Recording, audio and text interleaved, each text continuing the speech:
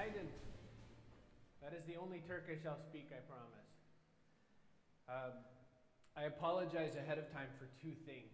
One is that the poor translator will have to figure out words that aren't probably real English.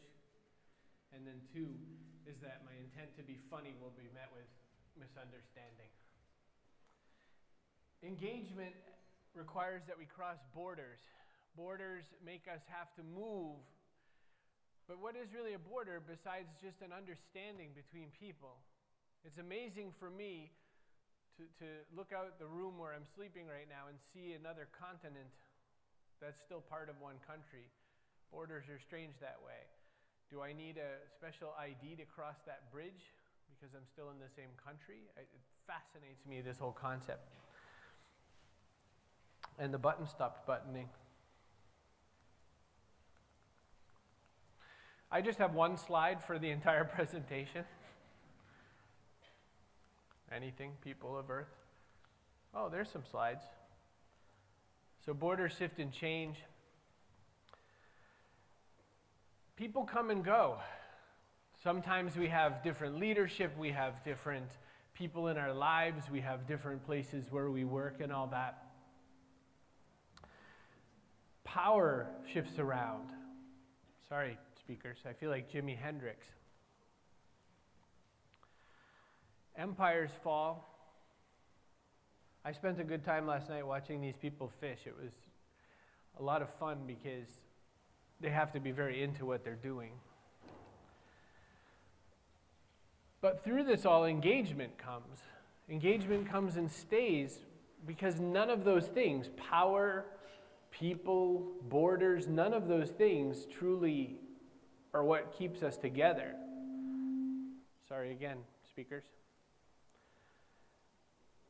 One thing that's changed is that story really has changed and how we use story and everything. And one of the things that I find the most interesting in trying to reach out and engage with people is that almost every story we tell hinges on one word, otherwise the story won't be interesting.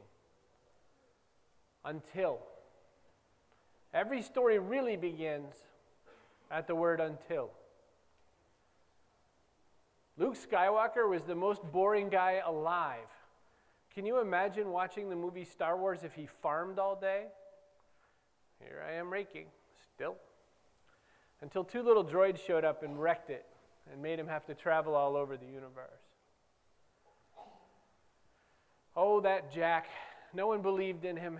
His mom sent him away. He spent the family money. He sold the cow for nothing until he found those magic beans, right? Every story starts at until. Harry Potter would be a particularly boring story if he never got to visit Hogwarts. It would be a rather sad story. So all our stories have until. Mobile phones weren't interesting until Steve Jobs started talking about apps instead of minutes. I worked in wireless telephony for quite some time, and when I started in telephones, the only two questions anyone asked you about your phone was how is your coverage and how many minutes do you get?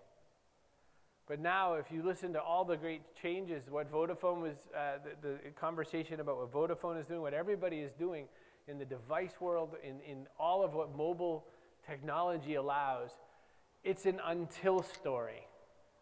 Tablets were unthinkable until every IT department decided that you had to have tablets. Because if you spill a delicious Turkish coffee on a tablet, you clean it off. If you do that on a laptop, you are now Java enhanced.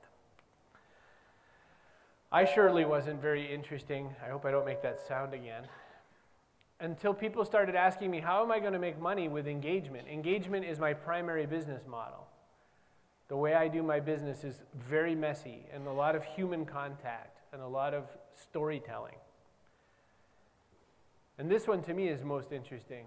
Big companies really own the media until we found a way to make everyone else own the media. You in this room are the media. You probably know this more than any other audience, but where you go is where the story goes. Where you talk and whom you reach is who tells the story now. You don't have to wait to be covered in any particular publication. You create your coverage. And it's great. I mean, I spoke to someone from Digital Age magazine right beforehand. There's just still a lot of great things in the media, but you don't have to only have the media. So one of the thoughts I kept having was that empires fall. It's amazing how things come and go, and the rich power in this area and the really strong history, and then one day it isn't. And the British Empire and the Roman Empire, and they say the US Empire has fallen, I believe. And then China's the next empire, maybe. I'm not political, by the way. I have no interest in talking any politics. I don't know anything. To me, story becomes the payload of the digital channel. My speech is about mastering the digital channel, so that's what the conversation should be about. But story is the unit of measurement. In a highway, this would be the car. People are connected by story. When we meet, we talk in story, don't we? Oh, I had the most delicious dinner the other night. They set a fiery fish on fire with salt. The way we remember best at work is stories. When we're told by the boss, you have to do this, this, this, and this, you never remember it. When you hear the story of how someone was fired for not doing that, maybe you remember that. Don't we just love it when we get to be part of the story? When we're little children, everyone finds their own role in a story. I'd like to be the princess, I would like to be the dragon, etc. We find our way into the story. And really, if we have our best opportunity, it's when we are the hero of a story. And to me, that's what we can do with media. That's what we can do with engagement. That's what we can do with our business. Make your buyer the hero. When I hear a story from a wireless carrier, for instance, if I am told how great your network is, I don't care. I want you to make me great. I want your device to empower my ability. I want the buyer to be the hero. This works in business-to-business marketing. It works in regular consumer marketing. What makes a good story, though? What kind of story should we be telling? I think stories should be true. But when I say this, I always tell another sort of perspective of it. It comes a bit from my Irish heritage, which says, never let truth get in the way of a good story. True stories, or the ring of truth, helps us believe things. Meaning, if there's a problem, if there's something bad going on, talk about that too. If everyone knows, but no one's saying something, how does that help? I think stories should be uncomplicated. They should be simple, because we lose something in the explanation of this. I think stories should be rich, because even though a story can be uncomplicated, do we need to fix something? He wants to touch me. This happens when I travel. People touch me. Do you hear me better now? Are we all okay? Stories should be rich. They should make us enriched, feel wealthy. They should give us something more than what we came away from. Stories should make us kings. When I say make us the hero, they should make us kingly. We should learn something that empowers us to be a ruler of our own universe. Stories should be hinged on emotion. Stories have nothing to do simply with just the words of the story. We should feel something. And this is true of marketing. This is so true of marketing. I much sooner market by emotion than anything else. And stories should contain some element of you. This is very different in how we do our business. When we do our business, stories that involve you are stories that you remember better because you've brought something to the story.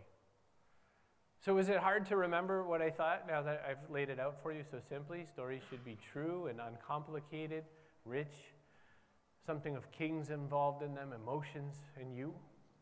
Of course not, because it's the story of Turkey. Remember that empires fall. Or remember that there are empires for all. That's the really beauty of stories, that they can really connect and put together an opportunity for business. So who is the most rich person when it comes to stories, and how does this impact our business? Is it the person who tells the story? No, they'd probably be the least rich person in the room. Is it the person who gets to live the story? Well, not always, especially if your story is kind of sad or you're in a tough place. Is it the person who shares the story? That's probably a good one. Or is it the person that empowers you to feel like you have the story and you understand it? Is the person who gives you the story for yourself? Still no. It's this person, the person who connects you with others and to opportunities via the story. Meaning, if I am a company that sells software, hopefully I am selling software that connects you to a community around it. The app maker, Smule, S-M-U-L-E, who makes things like the T-Pain voice device on your iPhone or the Ocarina app, says that people come for the app, but they stay for the community. They've learned that there's a way that you can use the guitar app and the karaoke app. So someone in South Korea can be working with somebody in Bangladesh and performing together via the internet.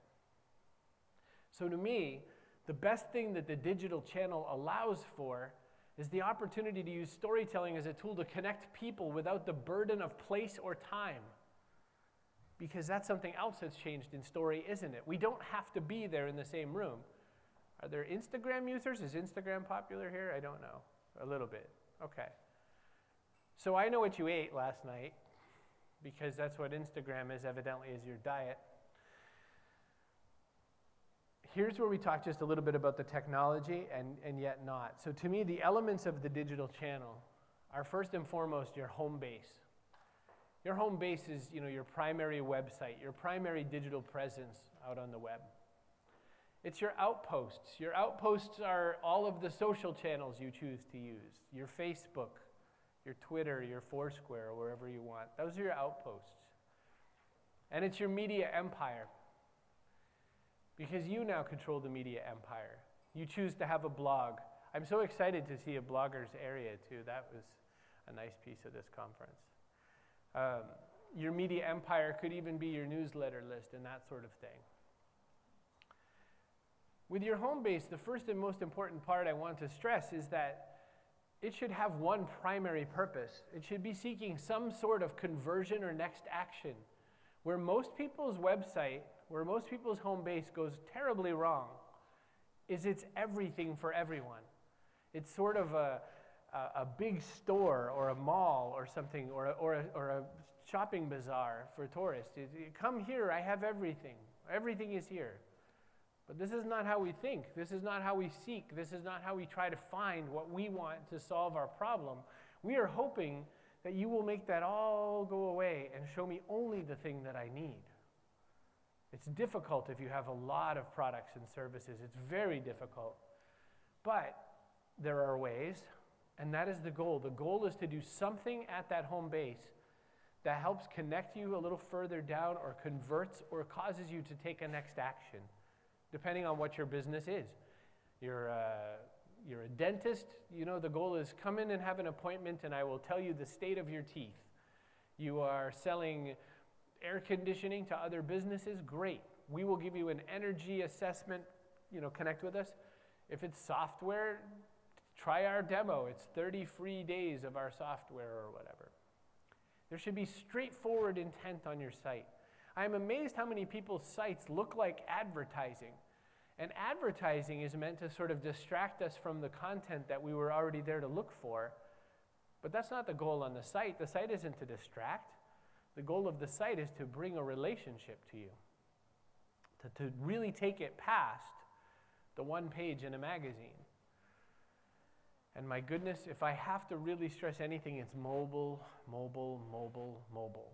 I am amazed how many people still design their website as if we are going to be on a 21-inch monitor.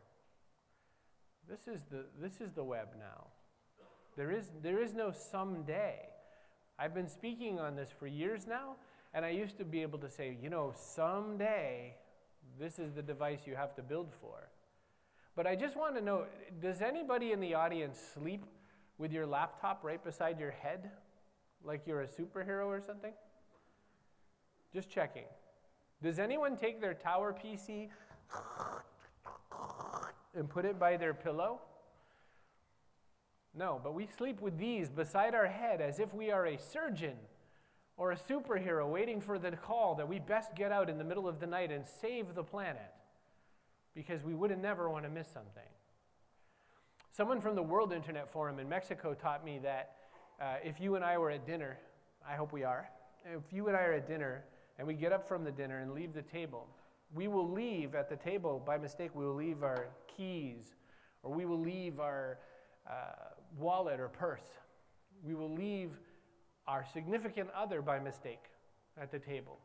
We will sometimes, he said in the survey, 12% of people reported sometimes leaving their child at the dinner table and walking away, ostensibly because they thought the other parent had the child.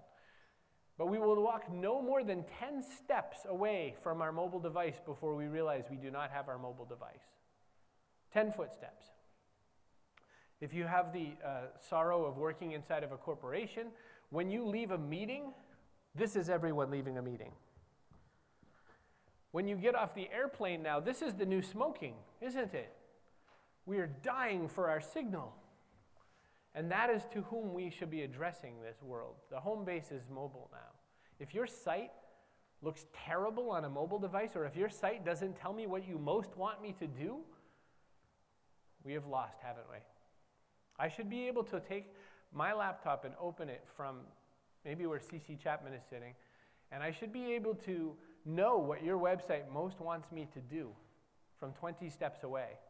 So try that maybe later. Open up your website and tell me from 20 steps away if I could guess what you want me to do next. It'd be really good for me, especially if your site is in Turkish, because then it wouldn't even be that the language enticed me.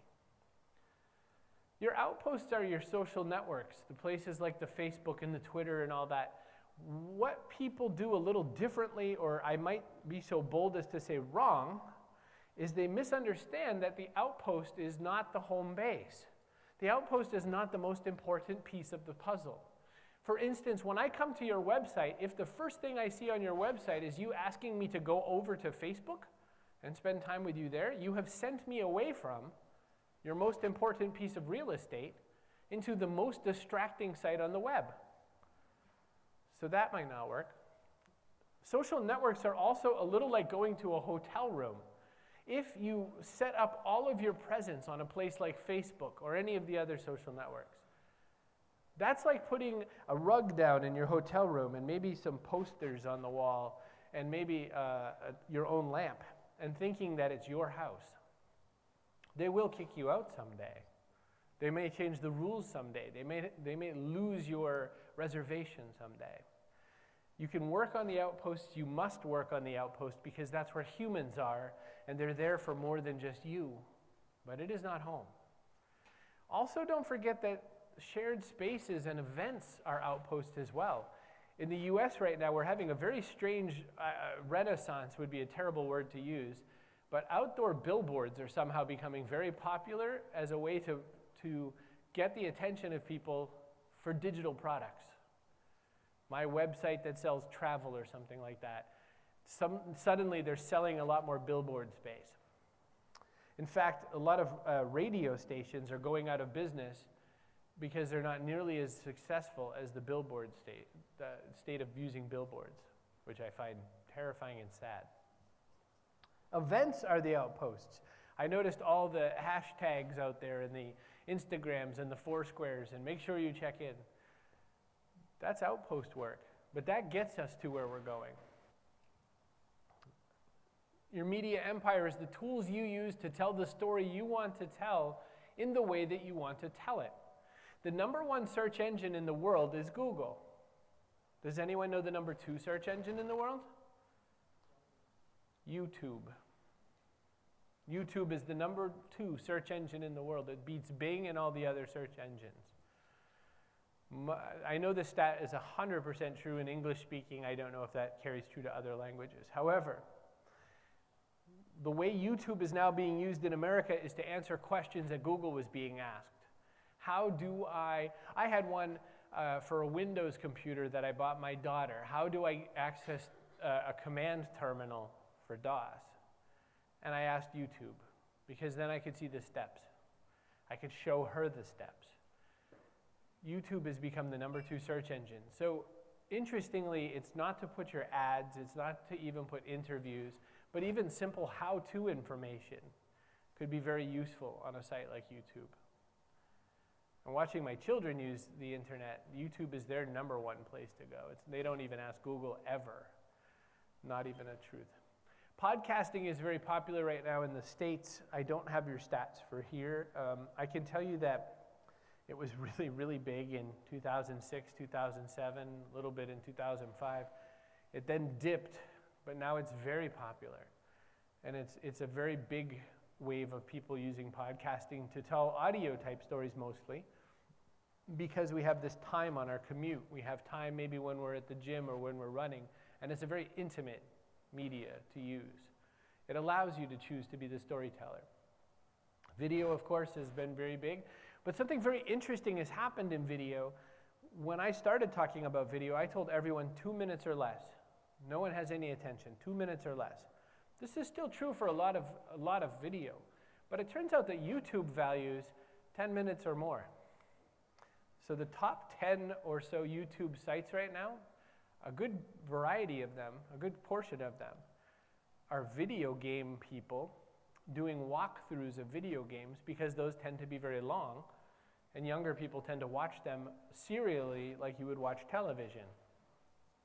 So PewDiePie and Tobuscus are these people who have these sorts of sites. So long-form interview might be popular. Newsletters, email marketing. As many times as someone tells me that email is dead, I then see somebody open up their phone and check their email to find that they were notified via Facebook that they were tagged in a photo. The first thing to log into any social network is your email address. Email is alive and well. Email newsletters work very well. Bad email is dead. Boring email is dead. Very insanely formatted to look like very beautiful HTML web page email is dead. Intimate, personable email is alive and well. So how does this flow? You build a strong home base. You build some place where you know that your next action or your conversion or your intention to make interesting business happen is built and ready to go. And mobile. You then create story-rich media. You create media that makes people feel that they understand what you want them to, how to help them. And when I say this, if you are selling golf clubs, you can sell how to do better putting or whatever. I don't play golf, you can understand. You make stories that make the buyer the hero. You make stories that educate the person on how to use your products or your services in the ecosystem that they're to be used. You might even make stories that have nothing to do with your product, but that educate the person on how to do better at whatever goals your product also serves. Nike can tell you how to get a minute off of your running time without ever mentioning their shoe. So you create story-rich media after you've built your home base. You then connect and share via the outposts. You connect them to this media, which then guides them to the home base. So the flow is outposts where you have your little conversations pointing to the media, not the home base, and the media points to the home base at some point to attempt that conversion. That's the flow.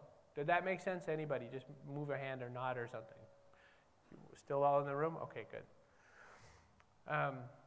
That's the flow that I propose. And then nurture the community. That's the one everyone gets wrong.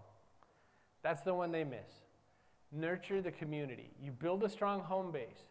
You make this great media. You connect people to it via your outpost. You bring them into this thing and they feel like, oh, this company understands me. And then you fall down and not reconnect with them or talk to them and about what interests them. And you don't help them succeed. You're still talking about you and your business. And we already said that storytelling is about empowering and connecting people. You nurture them. Remember who's the most rich? Not any of those people. Yes, your media should tell a story. Yes, your media should be something people can live. Yes, when you create this kind of opportunity, it should be very easy to share, and maybe it could empower people. Connecting. That's what we miss. The nurturing opportunity is what we miss. That is where everyone who uses any of these digital products misses. That's why there's a conference today about digital engagement. Because engagement is this weird technical term that marketers use, and they have some sort of a number attached to it. But it is, I left here feeling important, and I left here feeling like the person saw me. Maya Angelou, I will ruin this quote, she said that you'll never remember what they said, you'll never remember what they looked like, but you'll always remember how they made you feel. You create the marketplace with this kind of storytelling and engagement. Oh, the cloud is scary and dangerous. Don't put your technology in the cloud. Oh, no, it's good. The cloud is really good because it saves money. Why would you use your own servers when you could just rent them? You can collaborate with the cloud. You can have continuity and not break anything. See, the story creates the marketplace. Now, if you're not using Dropbox or Box or Cloud Drive or Google Drive, you're doomed. But then empower their story. Make it the cloud is good for you.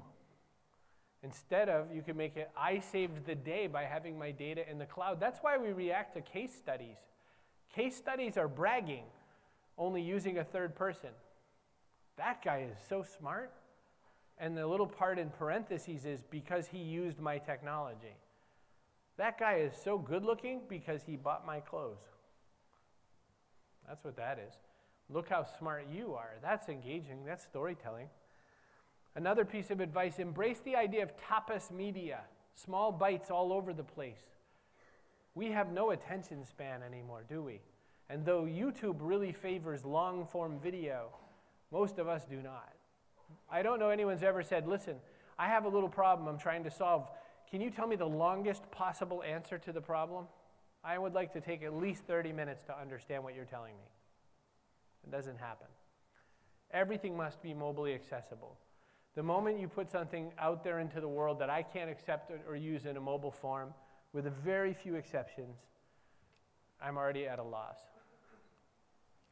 Make sure your media is useful.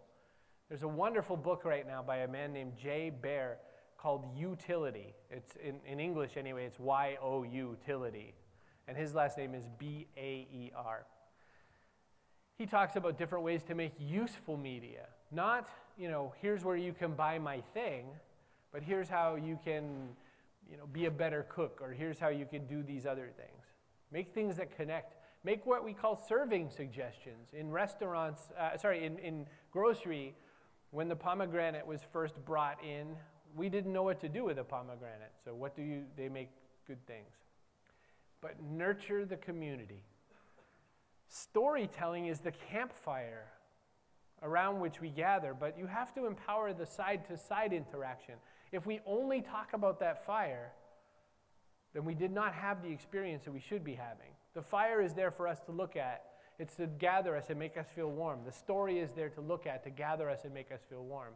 But the real goal is to have the conversations that we have around that fire. But none of what I just told you is true until you make it true. All of that story hinges on the word until. That's it. I'm Chris Brogan. Thank you for your time.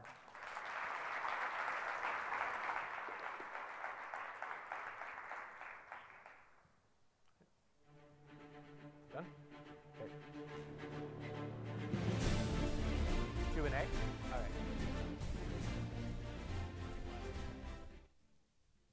What's that? Okay.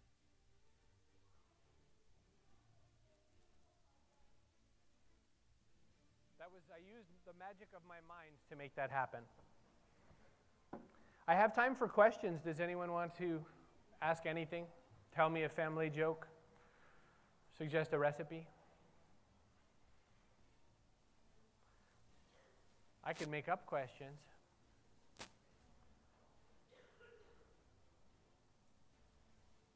No questions. Oh, I heard a question.